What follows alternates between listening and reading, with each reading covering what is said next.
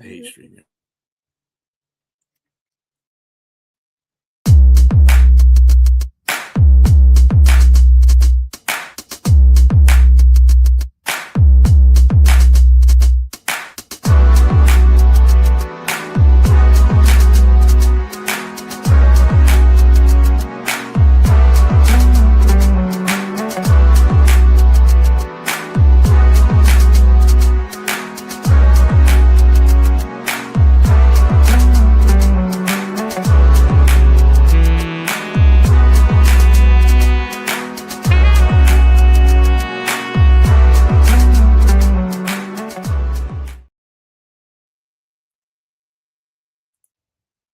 What's up, everybody, and welcome to the first Friday of April.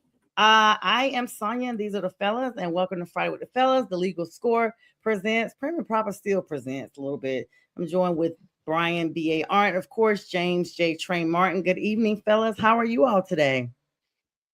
I'm doing well. Thank you for asking, sis, and I hope you're doing well too, and you as well as you, my compadre B. Absolutely. Got a lot of stuff to talk about tonight. Since I last saw you guys, we don't even have to talk about it no more. I addressed it on my Wednesday show. My Duke guys are home, got eliminated the same day the girls did. Wasn't really expecting the girls to advance like they did, but they did. And now their gents are home with them. I will say this though, and shout out to Pink Fanfare. Thank you, Pink, for the promos as always, and shout out to B for doing everything behind the scenes. I do want y'all's opinion on this part then. And then it's gonna be like literally 30 seconds to a minute and we're moving on because I don't want to give it a whole lot. But how were you guys' thoughts? Did you watch that game? First of all, did either one of you guys watch that game? Watch the whole game. Okay, so so putting aside, or should I say laying aside the 19-point deficit that UConn ate down and coming back, do you guys believe that loss is on Caden Boozer, who decided he was going to pass the ball, advance the ball, even though all they had to do was hold the ball until the time ran out? No. For me, South Carolina. Danny, thank you. But for me, Danny, that South Carolina was going to do it. yes, for sure. Look, 19-point deficit is the main culprit. You can't take away from that. That's just, and to me, that's a matter of coaching. It's Hurley just saying, "Hey, we're going to make adjustments. We're gonna do this. We're going to do that. We're going to get back to 19 points, and we're going to hit the last minute shot. That last second shot, like I heard our compadre, our co-host on the Unprofessional Professional Sports Show, he said that you could have called a timeout. They could have called a time before he even got to that point when he got trapped. Look, I thought it was a bad pass. I agree, but it was 19 points. That's the biggest thing. Not making any adjustments to figure out how to stop that bleeding. What's going on, Yenzer? Look, that's about it. And I think the he made a mistake at the end, but it wasn't just his mistake. It's like blaming the kicker for not making the kick when Buffalo lost the Super Bowl when they could have won the game just in regulation. So you just can't blame your kicker, and that's just one play for that kid. He played a pretty decent game, and so that's not the major thing. It's the 19-point deficit that got taken away. That was it, and getting out coached. What do you think, B? Yeah, I think it's the coaching too. I think the coaching, not necessarily the 19-point lead is not necessarily something that I would blame on the coach. I mean, it is what it is. UConn's not going to settle. UConn's not going to sit there and just be pummeled to death. They were in the Elite Eight. They're not going to be trying to look like a bunch of scrubs that just got in there. They played a valiant effort. The players just played, and they worked through the whole situation. I think where it came down to the end of the game was very, very much so coaching. Like James said, they could have caught a timeout. They could have held the ball. I mean, they would have to foul him, basically.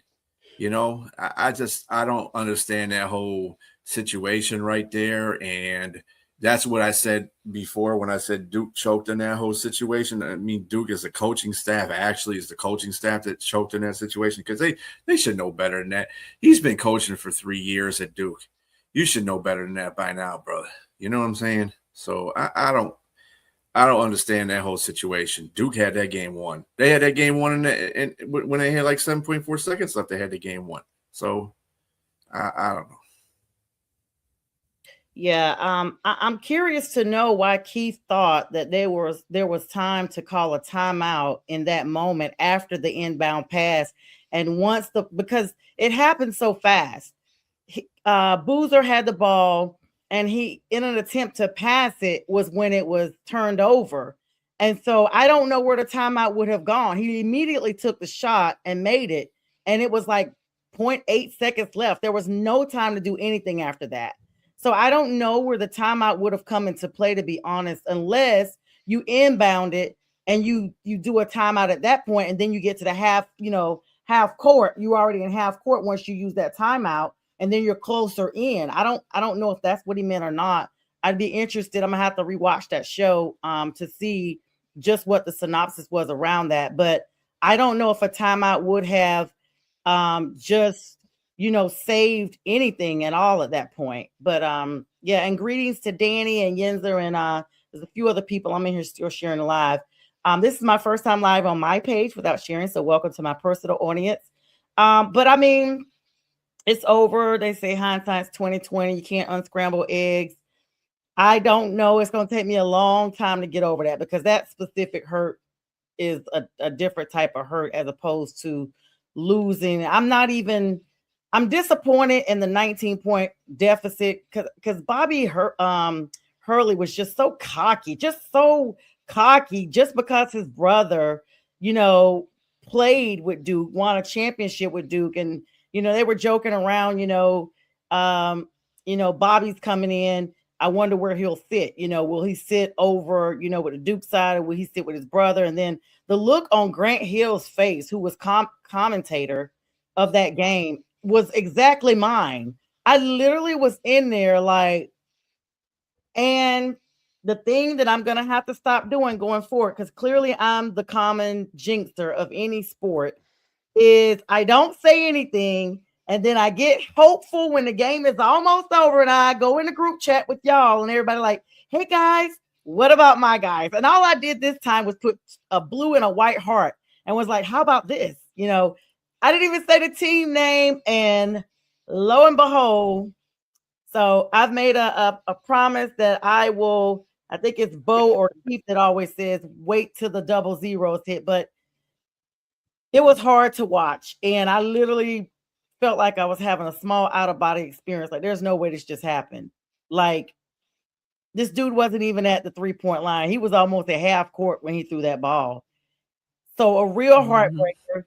Ironically, we saw the same heartbreaker with the Duke ladies versus LSU, but and Flage was defending all she could when I can't remember the player from Duke's name, but anyway, scored on them at the buzzer and they won. So the heartbreak was reciprocated, and that's why they call it March Madness. We'll have a little bit more about March Madness here shortly. Let's talk about some NBA games that are in progress right now. The Charlotte Hornets versus Indiana Pacers. That's a big game. Charlotte way ahead. Hornets are dominating the paint. Brandon Miller leading all scorers with 28 points. Indiana struggling without Tyrese Halliburton, who is out with a torn Achilles. New York Knicks 78 versus the Bulls 41. This is halftime right now. The Knicks defense is stifling Chicago. Jalen Brunson has 22 points, 8 assists at the break. And then the Brooklyn Nets game versus the Atlanta Hawks at halftime. The Nets are down close to 24 points. 55-71, Atlanta fighting for their play-in position. And, you got to look at it. Trae Young being no longer a Hawk is a big thing for Atlanta right now. I think that was a mistake in actually trading him. I know every year they, wrestled at whether or not they were going to trade him. And then they did better without him for a little bit. But now they're back in the same position with the play-in to win situation. What are your guys' thoughts on that? I mean, I still think they're doing better without him than they did with him. Kuminga seems like a much better fit for them. And what are we talking about Trae Young at this point right now this season? Not much of anything. And I mean, he's with the Wizards, but I mean, still, Yeah. again, and like, that's not saying much. Yeah. Right, exactly. And so I just for a little magic. yes, exactly. I just think that Atlanta has opportunities, even in the play-in. I mean, once you're in, you're in. If you win, you're in. So they have an opportunity, but I think with Kuminga, I think they have a great opportunity to move forward. I'm not a fan of Atlanta by any stretch of the imagination, but I think they're doing good. And you mentioned scores. I wanted to give your team a shout out, the Hornets. Knuppel, he hit a record. I don't know if you wanted to hit that or not. I don't want to say your thunder. You've already led to it, so I'm gonna just let you do it because anybody can blow their own horn. In the words of the great Eartha Kitt, Marcus Dowdy, I don't want to blow my own horn. Well, yeah, he's right now. He took the record for the Hornets with the 261st three-pointer, and he still got more to go than the rest of the regular season. It was Kemba Walker's record, and he took it. And congrats to him. And he's in the battle right now for offensive player, or rookie of the year with Cooper Flag. So congrats. And ironic, both of them Duke boys, both of them Duke alum. I'm super proud of both of them. Now that makes me happy as a Duke fan to see both of them literally get in the league and flourish. Now the Milwaukee Bucks are just a little bit behind the Celtics right now, 48-31 second quarter. This is a battle for the top seed. Jason Tatum, the Achilles repair, we know all about that, but Boston's depth is overwhelming with Giannis-led Bucks squad. Injuries, Luka, as always, devastating news for LA. He's officially out. Did you guys know that? For the whole season, for the rest of the season. High-grade hamstring strain. And I did not realize that until as we were prepping. I'm like, wait a minute, let me double check that because I know that has not happened. Was that today or yesterday? The last yesterday. Yeah. And they got a whoops yesterday. They got destroyed by OKC. He was having a bad. They were all having a bad game. From the get-go. From the get-go, like 9 turnovers within the first. They had like 9 turnovers within the first 5 minutes of the game. That defense, I guess. Oklahoma City wanted to say, we hear you guys coming up, but we want to show you who the real big dog on the block is. And they just slapped him around and called him Susan all day. And my name is not Susan. Great Whitney. But again, and now also on another team, Joel Embiid, 76ers listed as out tonight versus Utah due to a right oblique strain. Management is actually cautious ahead of this game with the postseason, of course, with Kevin Porter Jr. with the Bucks sideline with right knee swelling. I know that they play a lot of games and it's very taxing on them guys, but Joel Embiid, backing up to him, this is an every season thing. He and Zion are cut from the same material, in my opinion. It's like they're tit for tat. One of them can't go down without the other one going down with them. So, blessings to Zion. Hopefully he stays in there because this is just, it almost seems like we're running a rerun from last year's show, honestly. Yeah. With a name like Zion, you would think he'd have blessings from the Almighty above, but he does not. Somebody needs to go do some atonement or something. Something ain't getting through. Zion is only good in, what movie was that? Zion was with Keanu Reeves. The Matrix? Matrix, yeah, the Matrix. That's Zion, His shoes were Matrix when he busted out of them, and that was the preview of what he was going to be doing in the league. No busting out with baskets, but busting out of shoes and cast or what have you.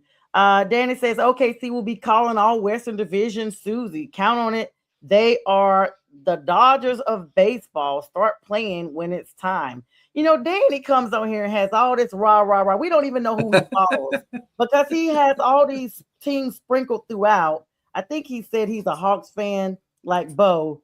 And so I almost feel like, and then Danny doesn't cease to send me inboxes. I get inbox messages from him when Duke was eliminated. He was like, wow, both the guys and girls in one day. I just ignored it for a while because I was like, sir, no, I don't need that. And then he's go UConn, and all this, that, and the third. But that's just how he is. And speaking of, let's go ahead and hop over to checking our time, make sure I'm not on the halfway mark. The Final Four is upon us. The men's Final Four matchups, we'll talk about those first. They begin on tomorrow, 4-4. And happy 404 day to the Atlanta natives. James and I live here, but that's celebrated amongst y'all true Atlantans. And since, even though I've been here longer than I lived anywhere else, including home, that's you guys' day. So happy 404 day. Not in an endorsement, but I saw that Spirit Airlines is giving out $40 flights from Atlanta to certain cities to commemorate 404 day. So all of Atlanta's going to be turned up. Game 1 tomorrow in Indianapolis, number 1 UConn versus number 3 Illinois at 6:09 p.m. I've never rooted for Illinois. Tomorrow I will be. I know that Keith Engel, our co-host on this platform, has predicted Illinois to win it all. And tomorrow will be definitely a great preview of that. I honestly feel that any team that gets past UConn would be our champion. And, of course, UConn is going in there a heavy favorite to be a three-peat. They are the Chiefs of March Madness until the Chiefs were extinguished. Their key matchup is going to be UConn's interior defense versus Illinois' transition offense. Injury report, though, Silas Demarius from UConn is questionable with an ankle sprain. So that's going to be interesting. What are you guys' thoughts about this game coming up tomorrow, the first game? So, as I said yesterday when we talked in the unprofessional show, Illinois has been number 1 in adjusted offensive efficiency. They have, they have made 59% of their shots from within the arc since March 1st. So right now, I just think they're on a tear, and I think as great as the coach as Dan Hurley is, I just think that UConn won't have enough for them off. I mean, they have really good defense, but they look like they had to make adjustments, like I said, against the against Duke. It's going to be tough against that offensive onslaught by Illinois. So I think that I'm going to go with Illinois on this one for the upset. A lot of people probably going with UConn. I think that's just the name that most people know because Illinois hasn't really been here. So I just think, but they've been playing incredible. So and I wouldn't be surprised if UConn won now, considering what they've done and how they got this far. But I'm going to go with Illinois. Fighting Illini. For those of you who don't know sports and don't know the mascot of the Illinois basketball team, they are the Fighting Illini. The name alone, that deserves them to get something. B, what are your thoughts on this? I mean, usually if the team's playing hot right now, this time of the year in March Madness, they're gonna accelerate. So, yeah, I'm with James on this one. I'm taking Illinois over UConn.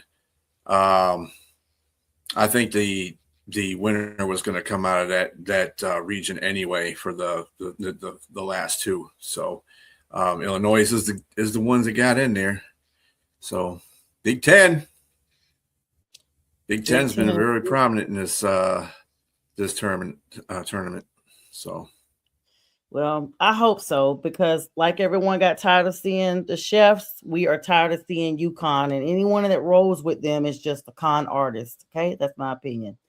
The number 2 game, Arizona, number 2. Now, see, a lot of brackets have Arizona picked to win it all, even from the very beginning. I was looking at brackets.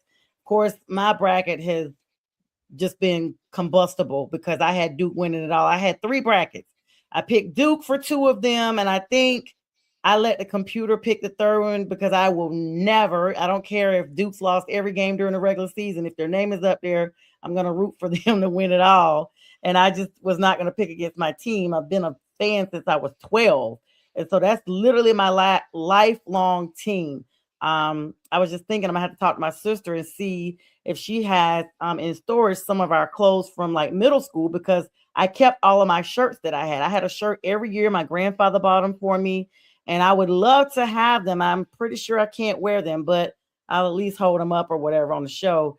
But now we got Arizona versus number 4 Michigan, and I'll let you elaborate a little bit on this first. B, you'll finally give us a little excitement because you've got a lion or lionette or whatever their mascot is in the fight. Because I know you support Michigan. You guys can always tell when we're talking about non-Michigan teams or teams that are specifically the rivals of B. The energy literally drains through the keyboard. You could just see it. He's like, eh. And then he'll just say, well, if you want to answer, let me just say it for the show, but I really don't give a crap. So B, little plug there. And he's definitely wearing his Tigers hat tonight. All right. See the big D 313. They won today. Yeah, opening day. Yes, sir. All right. So that game is at 8:49 p.m. Eastern Standard Time. Mm-hmm. Of course, Arizona is actually bringing the nation's number 1 offense to the court against Michigan's top-rated tournament defense. So they ranked number 1 for the tournament. However, Michigan's Elliot Cadu was briefly hospitalized for an allergic reaction, but has been cleared for team travel. So I know that won't really affect him unless they've given him a lot of medication that may have him a little lethargic. He's a bench player. But Michigan versus Arizona, this will be a Titan fight right here. I think this will be the best game of the tournament, to tell you the truth, because these are two teams that, yeah, you might see a lot of people picking Arizona as winning the bracket, but you see other people picking Michigan winning the tournament. So it's kind of like a 50-50 thing. If you're out west, you're picking Arizona. If you're out east, you're picking Michigan. Basically, that's how that's working out. It'll be a David and Goliath. And just to your point, Stonia, Michigan has been a top defensive team all year long. They've been one of the top 2 all year long. Easy for me to say. So yeah, they do really well against guarding the 3. They got the highest percentage against the 3 as far as defensively. And Arizona is pretty good. Arizona and Michigan are basically built the same way if you look at them, both these teams. And Michigan they got a good bench. I think Arizona might lack just a little bit on that end, but it's going to be a juggernaut fight. It is. And, this is a game that it can go either, Arizona's way or it can go Michigan's way. It depends on who takes their game to that level, to that other team. And like I said, it's probably going to be. I wouldn't be surprised if it was a lower scoring game too, because these defenses play well and the offenses they take their turns. But I'm picking Michigan because I picked Michigan anyway. Even though I didn't pick them to win the tournament, I actually picked Houston, but Houston destroyed my thoughts. So I still have Michigan as the other team. So I guess I got to pick them to go real quick. All right. Well, so you have it. All of us agree with Illinois. And do you agree with Michigan, James, taking this one? Yes, I'm going to take them with the edge. I think both teams have shown that they have been dominant, like B said, one defensively and both offensively, because both have been given the business to school. They've been triple-digit scores. Yeah. Given the business. And I think it's going to be tough. You got a number 1 versus, and I have to correct you, I think Michigan is number 1 in their bracket too. Yeah, so they were both number 1. Yeah. So it's number 1 versus number 1. So that's going to be only a tough 2 one. 1 brackets left. And I'm not surprised. I won't be surprised if Arizona wins, but I think Michigan's going to edge out Arizona. Danny, as you're saying, go Wildcats. I'll give you that, but I disagree with you. I think that Michigan and I'm sorry, and the Fighting Illini, the Wolverines versus the Fighting Illini in the final game. Yeah, that's what they are, Sonny. They're Wolverines. Wolverines. How could we forget after the whole football debacle with Sharon Moore? Yeah. Like everyone knows now. Everyone knows. By the way, small plug. They'll know next year too. They'll know next year? They'll know next year. Yeah. Yeah. Speaking of him, just a small plug. He has received a lesser sentence, but the body cam came out from when he was actually pulled over. And I don't think I've ever seen an adult male cry at an arrest. I literally just watched it like, is this really happening? He was crying. It was broad daylight. He was driving his own vehicle. They were very professional with him, extremely professional. And he just immediately almost sounded as if he was convicted just from the time they got him out of the car. I mean, it's going to be different. Has Michigan even hired anybody yet, B? Yeah, they've been hired somebody, Sonia. Yeah, been hired somebody. Somebody. The guy from Utah. The hell is his name? So that's my point. Somebody, but I don't know the name. No, he's a good coach. He's a really good coach, actually. Yeah, I just don't know his name off the top of my head right now. That's why I said that was my point of asking, and you proved my point by you not really being able to articulate his name off the rip. He hasn't proven himself. He's okay, but he's no Sharon Moore or no Harbaugh. That's my point. He's better than Sharon. Sharon Moore. Way better than Sharon Moore. Okay, but you guys don't know his name. Gotcha. Well, go ahead and look it up. Know his name because we ain't talking about no football. We're talking about basketball. Come on, but you have to. So, like we're not talking about football for the Panthers, but I know Coach Canales right off the rip. I know who he is. I know Coach Canales. Right. I knew that too. All right. Well, yeah, wow. Before we switch gears here, because we're at while B does his research and tries to Willingham, I believe. Yeah. Willingham. Okay. While we're waiting on that. Whittingham, yeah. It's Whittingham. Winningham? No, Whittingham. Whittingham. I was about to say, so he's winning and bringing ham? Okay. All right. So I think this is a great time to pause for our halfway point before I go to the women's Final Four, just to make sure I give adequate coverage of that and discussion. And with that, myself, J Train, and B will be right back. You guys hang tight.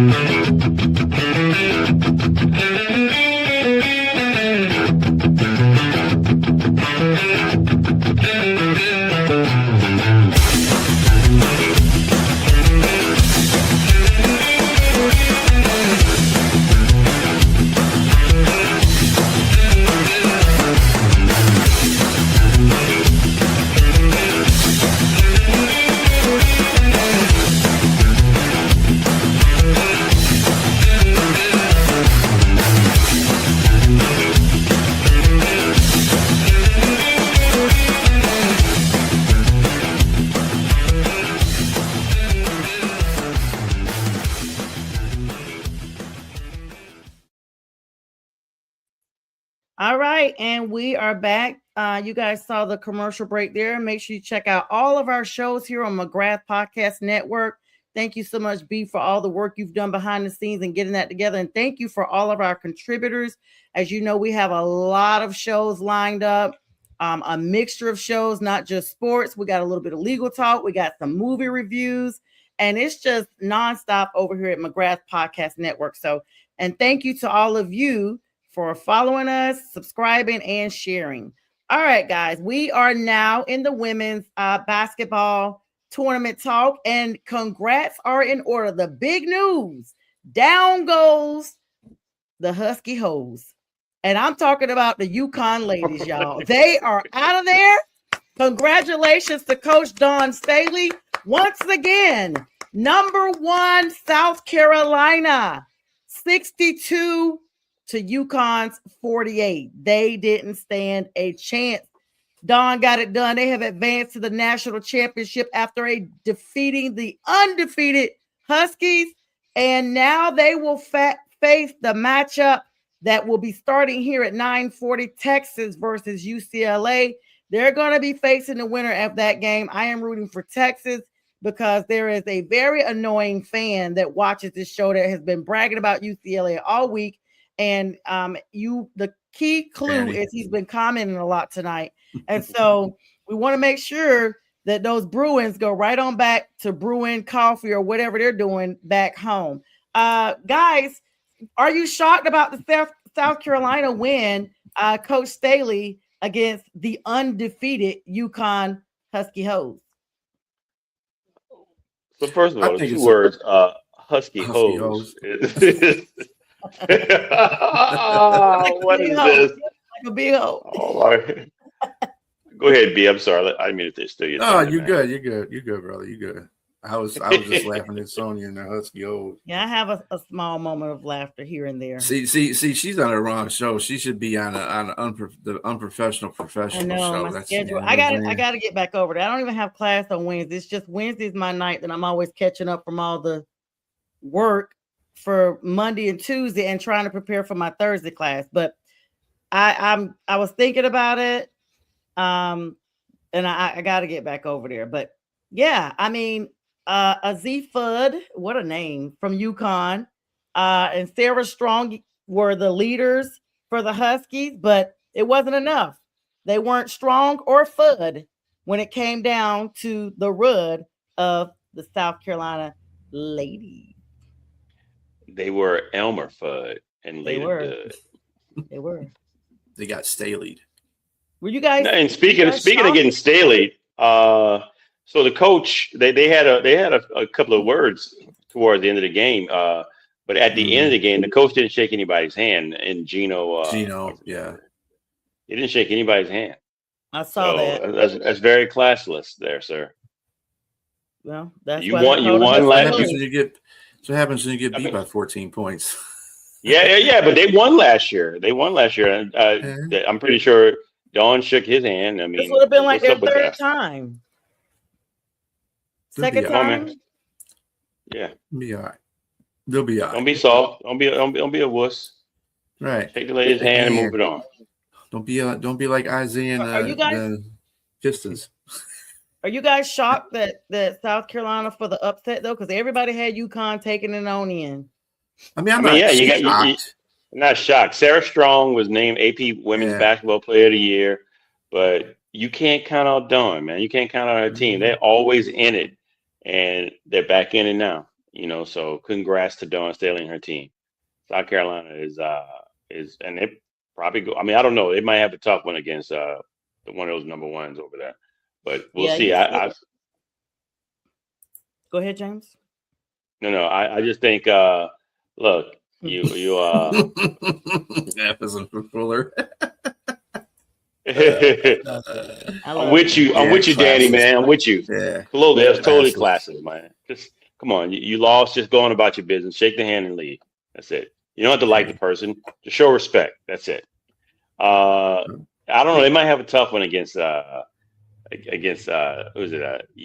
Either Texas or UCLA. Both those teams are pretty tough. So Texas coming off a dominant Elite Eight win behind Madison. So yeah.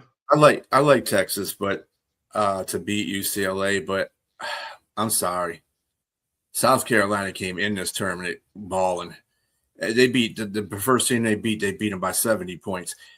Dawn's got this team just running through other teams. It's just, it ain't even funny anymore. It's like I said that whoever won this game would win the tournament, because it's kind of like what we see in a men's tournament with Arizona and Michigan, because those are the two best teams left in that tournament. And these were the two best teams in this tournament, in my opinion, was Connecticut and South Carolina. And I wasn't really surprised that South Carolina won, although UConn was really heavily favored to win the tournament itself. So, but I'm happy. I like Dawn. You know, Dawn is my my boo. I like Dawn. She's a tough play. She's a tough coach. I love her. Should have been a Knicks coach. I was looking. I'm trying to corroborate this. Did someone get suspended from South Carolina for program conduct detrimental to the team? Chad Baker Mazzara. I'm trying to see who this person is. That name came out. I don't know what it's about. I'm gonna have to look and get back to you guys. Let me see real quick. Let me see if it's related because so in the big game, do you guys who do you think will win it all then? How about that? Who are gonna win? They're gonna win it all. Who's winning it all? Yeah. Oh, South Carolina. Yeah, especially now that they've gotten this far. Like once you get past, like I was saying about the guys, if you could get past UConn, in my opinion, you know, you've got a good chance. You guys agree with that? Yeah, fair enough. Mm-hmm.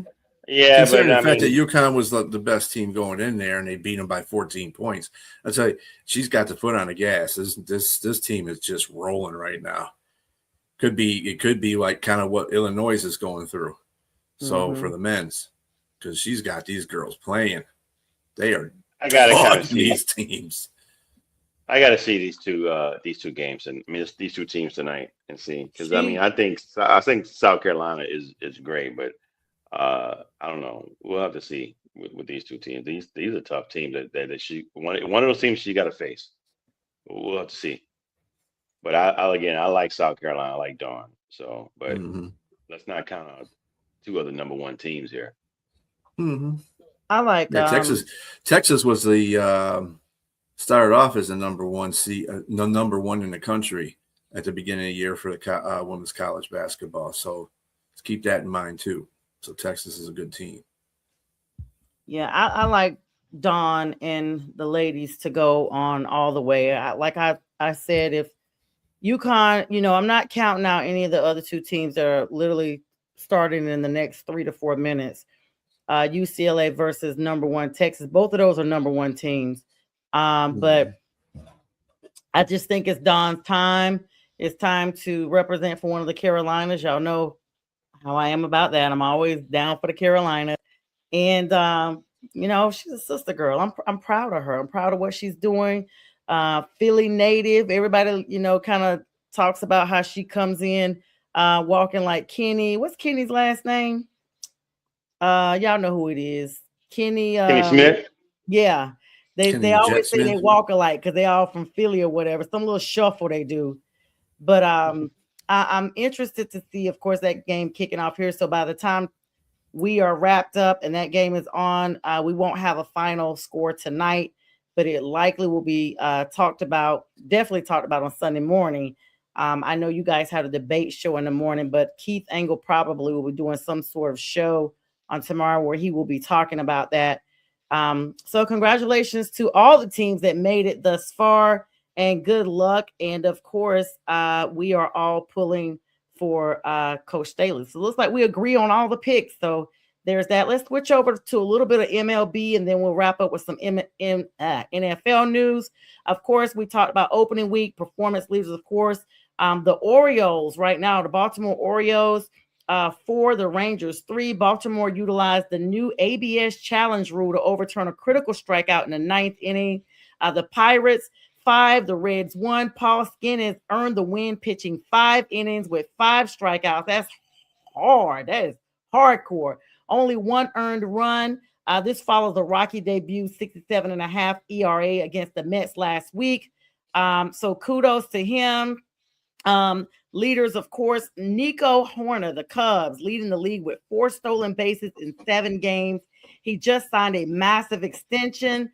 Matt Chapman for the Giants is under fire for a verbal altercation with a teammate in the dugout, though no league discipline is expected. Guys, I mean, first of all, it's early in the season. Were you guys shocked about, let's back up a little bit. Were you shocked about the 4 stolen bases in 7 games is big so early on? I mean, I know it's early, but that's actually good. Don't you guys agree? That's a good start. Well, he's got Absolutely. an extension of his contract, so no. That'll get you stealing even more. So It's Yeah, early. I mean, all this stuff that we're looking at right now, you got 162 games in the season. It's still early. We didn't even reach 10 games yet. So I Yeah. mean, it's everything is relative right now. Even I mean, this arguments happen. You got a bunch of people. It's hot. It's gonna happen. Mhm. Yeah. Injuries, unfortunately, already start now. AJ Puck for the Diamondbacks moved to the 60-day IL league for an elbow injury. Jordan Lawler for the Diamondbacks also was probable tonight because of a wrist, and that's pretty much all we have for baseball right now. Gonna switch on over right on time to the NFL. Let me start out with the smaller news for the NFL and build up. All right, so after I don't know how many teams this dude played for, Stephon Gilmore announced yesterday his retirement. I know he got at least 5 or 6 teams that he played for. Two-time All-Pro officially filed his retirement papers. Actually, today he announced it yesterday. And so I know he was with the Panthers for a little bit. We tried to, give him out, but he's everywhere but nowhere. And he is 35, if I'm not mistaken. So still young enough to get a chance to. Danny, get out of here. What time does your baseball team play? What time do they play? We never tried to get one. Danny. I'm a Braves fan, sweetie. He never did try to, get, anywhere beyond where he was. We tried to get a little time out of him, but he had that really standout year. Was it with the Texans? And I felt like he was going to be good then. And then all of a sudden he just wasn't there. I don't know what happened, but 35 is a good prime age to retire. He still got his health. And, we wish him well. Were you guys surprised or had he kind of faded in the background? You're like, who? Oh, yeah, him. let me say, Stephon Gilmore in his prime was a dog. He was a dog. He was defensive player of the year. He played for the he played for the Patriots. He played for the Minnesota Vikings. He played the Bills. He also played for the for the Carolina Panthers. Stephon Gilmore was just a beast, and of course, and even in his later years, he had specific roles where he played, a decent corner. So yeah, I give him a shot, man. And does he have a chance at the Hall of Fame? Maybe. I think maybe he does later on in his career. I mean, later on down the line, but he's got that kind of career. If you look, I don't know what his interception total is, but he's for a short period of his career, he was very locked down in a shutdown corner. I'll put him in the same ilk as maybe I can't say Darrell Reeves, but maybe like a Champ Bailey or something like that. He's kind of like in that same ilk. So excellent. And Champ Bailey's in the Hall of Fame. So you agree, B? So Gilmore retired, just to get up the stats there, retired with 149 pass breakups, 32 interceptions across 180 NFL appearances. He was Defensive Player of the Year in 2019 because he helped New England win a Super Bowl, by the way. He got drafted by Buffalo first, and then New England kind of poached him from Buffalo. That's how that goes in that division. He's also a former South Carolina star there, Sonia. So give him some props. He's from South Carolina. No, that's why the Panthers were talking about bringing him home. Literally, that's how they were telling everybody. Because he's from I mean, he had a decent run. There was times when you shouldn't be throwing on Gilmore. Like the first maybe 8 years of his career, I don't think nobody would want to throw on him. But it was like the last 5 that really kind of showed his downtread. The last team he played for was Minnesota, and he didn't do a very good job for Minnesota. But I mean, NFL players' longevity usually lasts about 10 years. So I mean, being 3 years past that, you got to give him that. He was a decent corner. He's a pretty big corner, so he played good for his size. Mm-hmm. I'd say Hall of Fame, maybe. There's a lot of cornerbacks in the Hall of Fame that are really good. So, yeah. There's a lot in there that you're though. like, okay, they were playing against plumbers and electricians too as well. Yeah. Way back in the day. Everybody says they were more conditioned back then too for all the regular manual labor they did outside of playing football. Yeah, so. They weren't crying about stuff, and they weren't up there trying now to be. They're paying everybody to do it, so they're not conditioned outside of the norm. They gotta go get their nails painted and stuff like that, manicures. Speaking of manicures, this guy just won't stop. I mean, I do not know how this is happening. Everyone knows the Raiders were and still are the number one pick with the draft coming up in a couple of weeks. We'll have some special features around that here on the network. Fernando Mendoza projected to go number one, but if he goes number one, and he will go number one, what's up, Bo? And he will go number one. Who's gonna help him acclimate? You just gonna throw him out there like the Panthers did Bryce Young, even though they had for Bryce, Andy Dalton was there. Then you got Jackson. I always mix these guys up. The Giants, Dart, and then the guy that went to the Titans. Lord, I'm having a brain freeze. But anyway, Jackson, Dart, and Fern's quarterback. They didn't have anybody to grab onto in Tennessee or New York. So I guess the Raiders thought the same thing. Like, hold on, we've seen this narrative before with other teams. If we put Fernando out there, we know the Raiders are already horrible, but just how horrible are they going to be? So who did they call up? What's up, Jay? None other than Mr. You Like That. Kirk Cousins, y'all, putting on his 25th uniform. Now, as a Raider, $20 million guaranteed in the first year. And the Falcons is playing, I think they've paid out all of his guaranteed money, but I did read somewhere that they're still paying him some stuff behind the scenes. But this dude is supposedly brought in. His agent is the real MVP. I need to find and contact his agent because clearly, once I get barred, I need to get plugged in to be on his legal team in some capacity. And so, because they clearly got the money to pay me, so there's that. And then we'll have him on the show later. But the thing is, he's still there.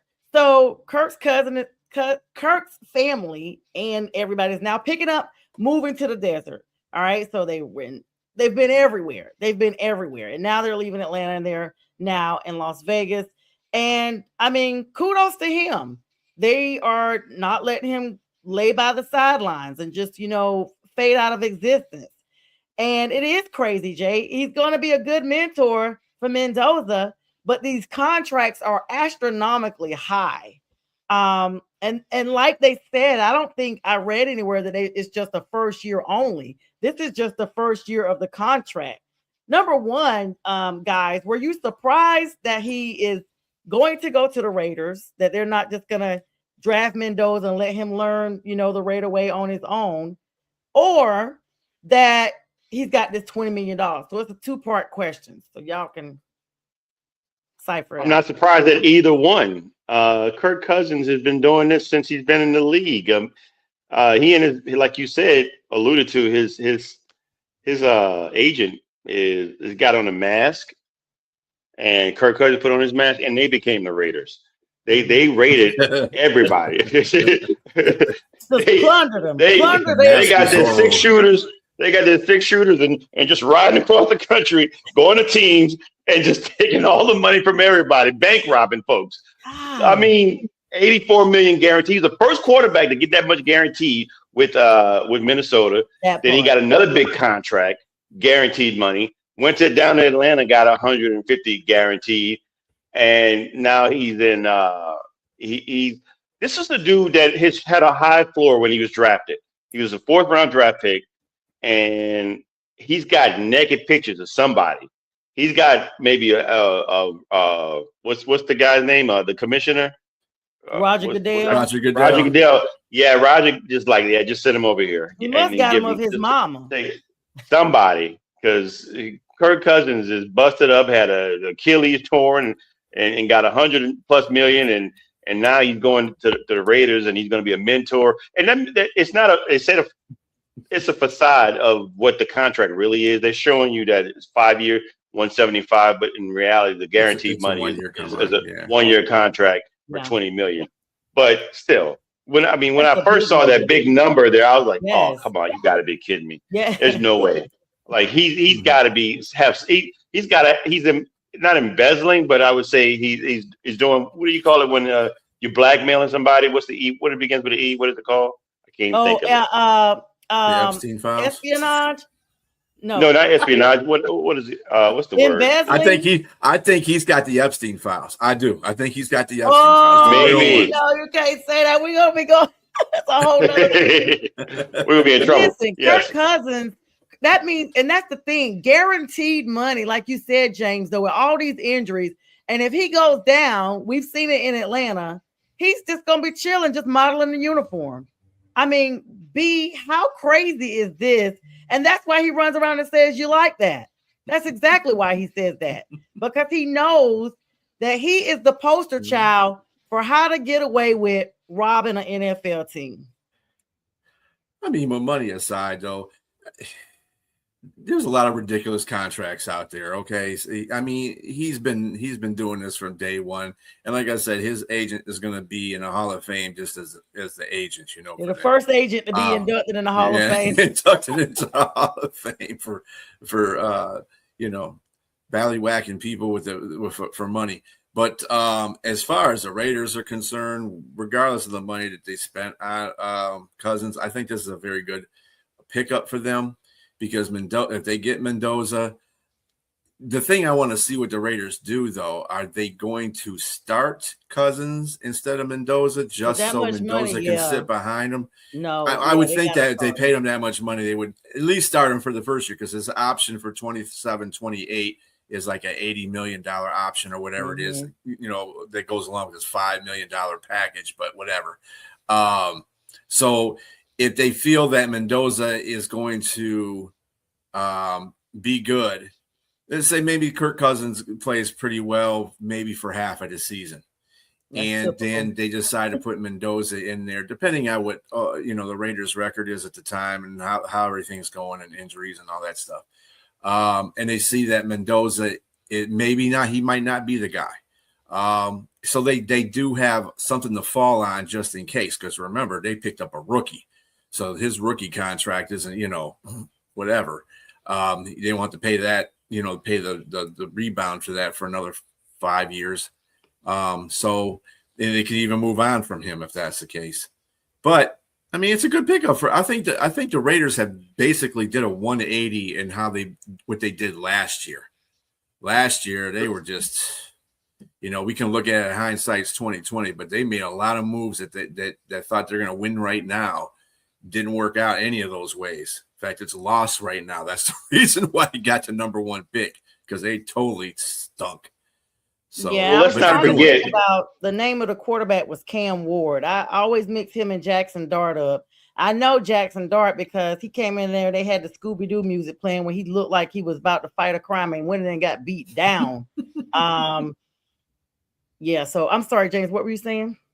Let's just not forget that there's a running back there by the name of Ashton Genty. He's probably going to have a little bit of a redemptive year, and you also have Brock Bowers there as a tight end there, and so they're gonna do well in the draft. They already did well in free agency for the defense, so they're going to get opportunities to continue to repeat. I mean, to try to get their offense shored up. But I think right now you're looking at what's the guy's name? We just mentioned him, Kirk Cousins. He's probably going to be the bridge quarterback, but I'm not going to say that Mendoza won't come into camp and beat him out. There's a potential that he can. I mean, look at what Russell Wilson did when Matt Flynn came in as the newly signed free agent starter in Seattle, and Russell Wilson, the 3rd round draft pick, came in and beat him out, and what happened from there. So I think Mendoza is a really good enough quarterback to come in and to be able to do that. But again, it can go either way. If Mendoza beats him out, you have a really good veteran quarterback to back up Mendoza. And if something happens to Mendoza, he can come in and shore it up and get some really good quality savvy veteran play. And some at least if he doesn't play, he can at least give him some financial advice on how to fleece the league. So yeah. That's true. I mean, they are in Vegas. Why not take a gamble? They're in what happens in Vegas stays in Vegas, including their wins and losses. So I do think this is going to be Kirk Cousins' last hurrah. I think he's going to retire after this. What is he, 38? He's that kind of guy. 38? Yeah, he's 38. Yes. Yeah, it's time for him to speaking hang of up the cleats. But I will say before you do this, Sonya, he's outperformed his draft potential. He was a 4th round draft pick. So he's far exceeded the expectations of what he wasn't great, but he was good. He was very good. 4th round draft pick usually doesn't make it to where Kirk Cousins has made it. So for the Hall of Fame of fleecing, he'll probably be in the Hall of Fame for fleecing the league. Cutting the ribbon on introducing a new section for the Hall of Fame, the fleece section, where agents compete for the highest contract versus the output of the player. And they're going to make it like a Greek status. They're going to put the golden fleece on him. I'll let y'all know if it's already there when I go in August. It may already have a tiny section already just waiting. Danny, I saw your question. I don't know. We're going to have a segment where we actually talk about schedules once they're released, the actual date. That's going to be a little bit later on. I think that's interesting to look at all the team schedules as far as difficulty and things like that. I don't know if the Reds would be finishing 4th. They may go up to 3 this year. But that's definitely something to keep an eye on. And like I said, we could talk a little bit about that after the draft. I'm sure the guys here are interested with that. And especially once our schedules are all solidified, even though the opponents are solidified, the timing is not. And sometimes it's about the timing of the games. You could start out hot versus all these little easy teams. And next thing you know, your team is worn down and you're now facing difficult teams and your schedule just flips, it reverses. So the games that you should have put your all into, you no longer have that. So it's going to be very important to see when the schedule itself comes out that matches the opponents versus the opponents versus the schedule that we have coming up. So definitely keep that question in mind and join us for that. Got a little bit of legal NFL news as we get ready to wrap up here. This is a shocker, at least to me. Puka Nacua of the Rams currently is entering rehab, guys, after a biting incident at a club. He's in a rehab facility. His legal team is fighting a civil lawsuit right now involving allegations of a physical altercation. I told you guys he bit someone, and they said hate speech was also laced throughout this rant. Are you all surprised? I mean, James, I know specifically for you, you always kind of like hold him in high regards for his on field, talent that we've seen. Matter of fact, you were the main reason why I knew who he was, because honestly, aside from reading his name for little things we had here on the show, I really wasn't paying that much attention to him. Were you shocked by this behavior and the outcome and everything that's just going on right now, especially with him being in the, the runner-up for the NFC division here? Well, yeah, the runner-up, because Seattle won it all. So yeah, I know we got short time here, but yeah, I can say that I was surprised by this, and I know there are allegations, but yeah, he's in the mix with this, and I'm disappointed, but I'm very highly surprised by this, and now people are talking about whether or not the Lakers, not Lakers, but the Rams are going to possibly, what are they going to do with him? Or are they going to keep him? They're going to keep him. He's still a dominant player. I mean, if you play like that, you put up 1,800 yards or so like that, you're a star. I mean, you might be in the Antonio Brown segment here now going forward because you're doing some crazy stuff off the field. But yeah, but I think I'm very surprised, but I think he'll probably bounce back from this and go forward and still being dominant the way he is. You surprised me? He has been.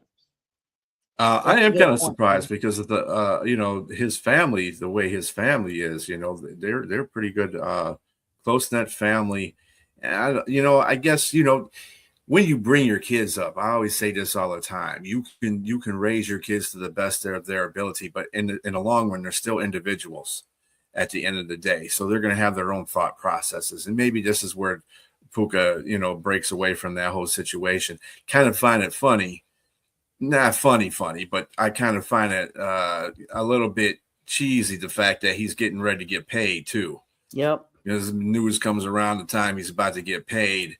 It's kind of like somebody's trying to throw a monkey wrench into that whole situation. I don't know if that's going to hinder his contract talks with the Rams, but we'll find out, because that's a player personnel that's looked at a lot on every team. Every team looks at people their personal wise, not just as a player, but as a person. So I don't know how much that's going to damage his money, because he is slated to be the high. You remember JSN just got paid that whopping contract.